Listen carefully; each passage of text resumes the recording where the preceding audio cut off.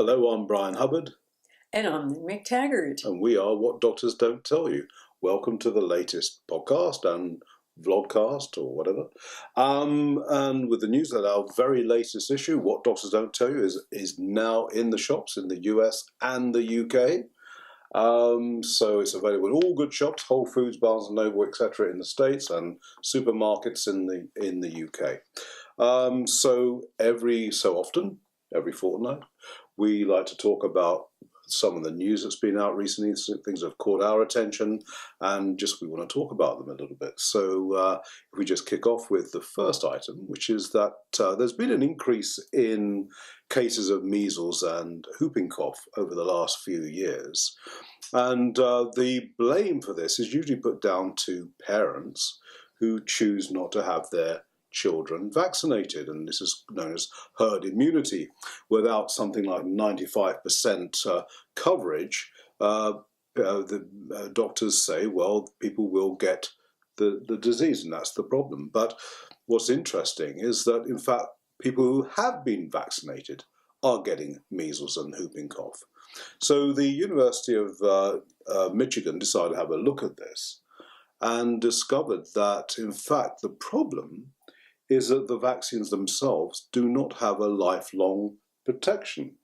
That, in fact, they're only good for 10 years, which makes, once a vaccinated child becomes an adult, becomes vulnerable all over again for whooping cough and measles. And this actually explains why there has been a rise in recent years.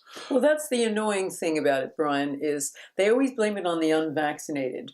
But when you start looking at study after study, you know, there was this famous Texas study looking at measles outbreaks and found that, you know, virtually all of the people who had had the outbreak of measles were vaccinated. So you have to go back to vaccination as being this really imperfect tool that can lead to people being more vulnerable at a point when the illness is more dangerous. You know, I mean, they always talk about and demonize measles and lots of other things like measles and, you know, some of the other childhood illnesses like mumps, etc. But they're, you know, they're fairly harmless for healthy, well-nourished children.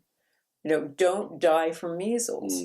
But it's a more serious illness if you get it when you're 20. The researchers have sort of tracked it back to the 1970s with the introduction of the acellular DBT jab, which was meant to be safer than the earlier version, but they describe it as being imperfect, that it doesn't provide lifelong immunity. And now as a result of that, they're seeing, they reckon, about a third of children between 10 and 14 are vulnerable to infection again, as are a whole tranche of older people who had the shot much earlier on. So it's a real worry because, you know, as you say, Lynn, once these, you know, we seem to be far less benign diseases when we do become adults. So, and they say, well, there's only one solution, which is that people get this disease naturally as children, and that actually does give lifelong immunity. Well, you know, the interesting thing is about this acellular vaccine for whooping cough and the diphtheria and tetanus. As you say, one of the most widely reported cases where or the vaccine with the highest incidence of side effects was undoubtedly the DPT vaccine some years ago. And it was always this whole cell vaccine with pertussis, whooping cough, that seemed to cause the problem where kids were getting this kind of, you know, they were getting encephalitis and lots of other things, very, very high fever causing brain damage. And there were, you know, huge incidences of this. So they thought they'd came up with a safer vaccine, but clearly it just doesn't work very well. One of our writers once characterized vaccination as being like squeezing a balloon. You squeeze one side of it, and then another part of it pops out. And I think that's what we're really seeing is this over-reliance on the idea that we can just stop diseases, many of which are benign when they're just caught normally, by using vaccination. But we have to look much more carefully at this tool and what kind of side effects it's doing and whether or not it's working. That's why we always say you've got to ask 3 questions when you're thinking about vaccinating your child. And you have to ask this of every vaccine. How effective is it? How safe is it? And how necessary is it?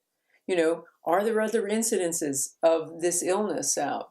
Are there, is there an outbreak? That changes that whole dynamic.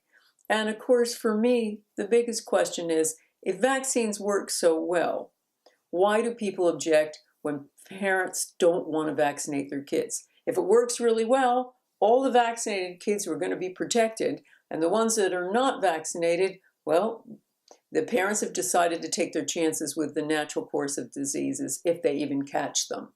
So that in itself, the idea that, we all have to vaccinate or it's not going to work at all, seems to me, that whole herd immunity idea seems to be a spurious argument.